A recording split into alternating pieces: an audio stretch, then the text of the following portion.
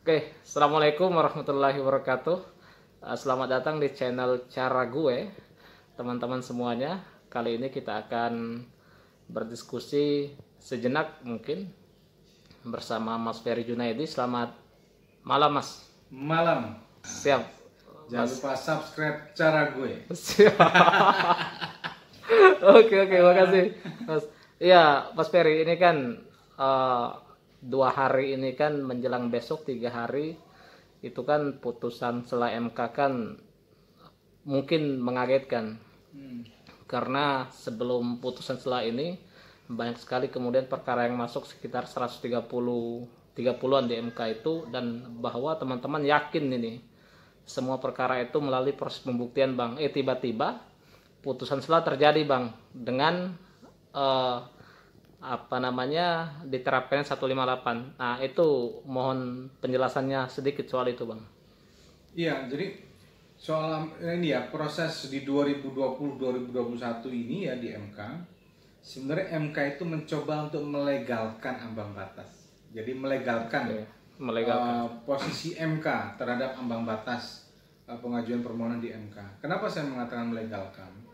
Praktek ini kan sebenarnya sudah pernah dikembangkan oleh MK. Jadi kalau kita mau melihat perkembangan MK dalam penerapan ambang batas itu memang berkembang ya. 2015 yaitu sengketa di 2016 waktu itu kan strict tuh.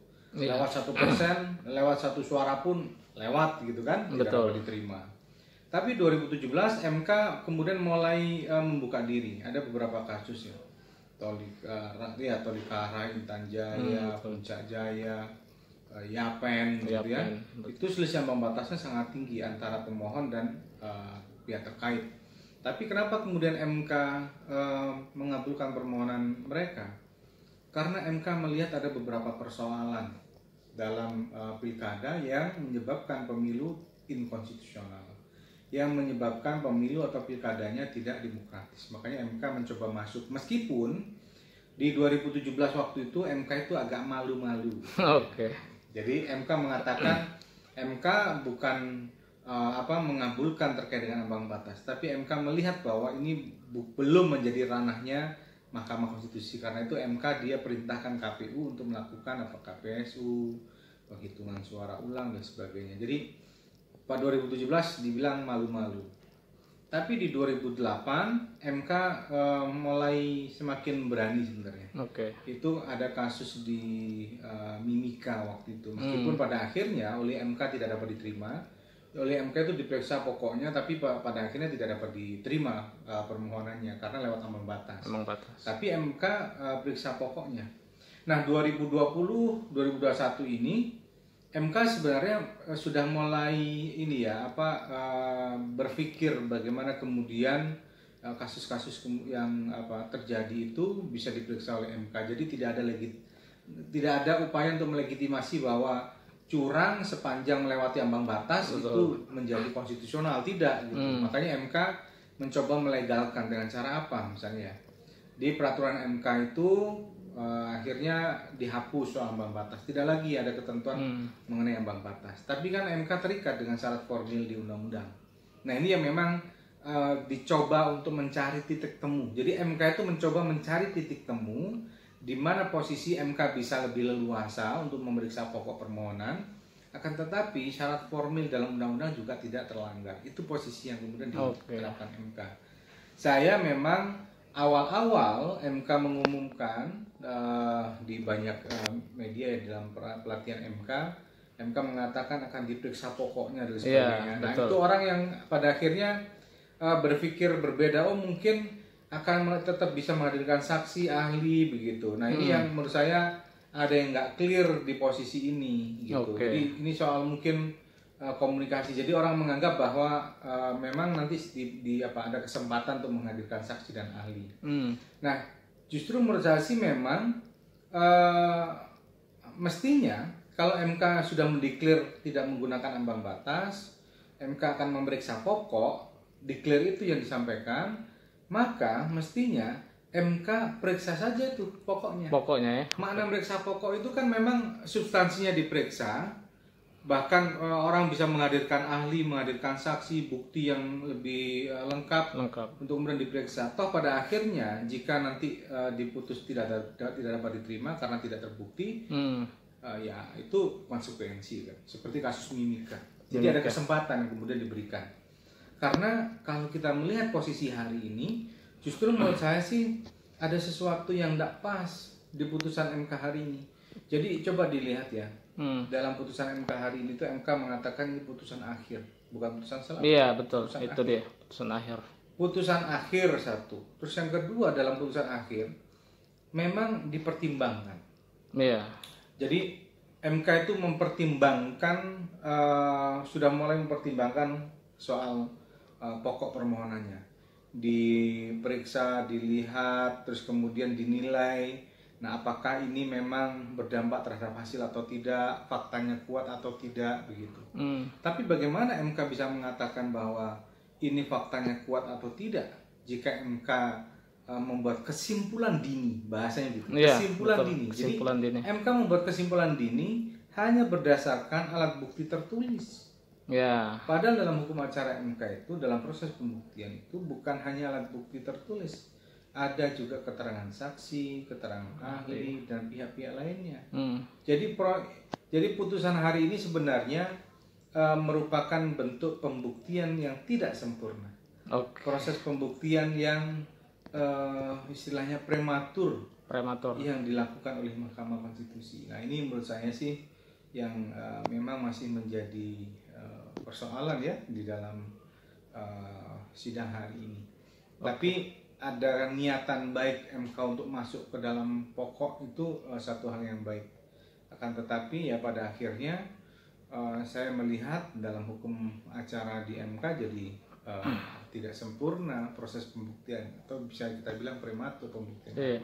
Oke Bang, MK memang betul dia sentuh pokoknya, tapi tidak begitu banyak dia sentuh Bang. Itu yang pertama. Terus yang kedua, saya rasa ini begitu banyak juga pemohon, khususnya paslon yang kecewa Bang, paling tidak terkait dengan putusan hari ini, karena saya yakin mereka berpikir ketika mereka maju ke pilkada selanjutnya mereka akan tanda kutip Bang menghalalkan segala cara untuk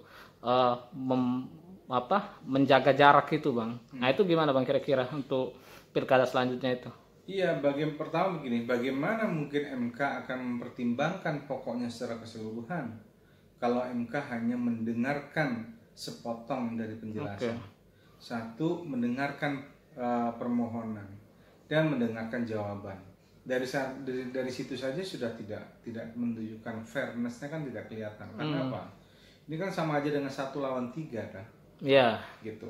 Pemohon lawan termohon, lawan terkait, lawan Bawaslu. Iya. Jadi 3 lawan 1 posisinya. Betul.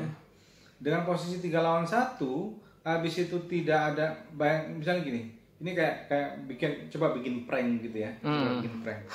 Ini kan sering prank itu terjadi di bus-busnya dulu ya. Kalau ada satu orang kecopetan, habis itu dia teriak copet begitu ya. Habis itu yang copet itu dia berlima. Yang berlima dia akan teriak, "Oh, ini copet," begitu. Pasti yang akan dikejar itu bukan yang pencopet sungguhan. Yang pencopet sungguhan, betul. Tapi yang dikejar justru yang korban. Korban. Nah, saya sih menganalogikan kayak gitu proses yang lalu, sehingga proses jawab jinawabnya kan tidak ada. Jawab jinawab di dalam proses persidangan itu akhirnya nggak ada begitu. Nah, ini yang menurut saya memang cukup disayangkan.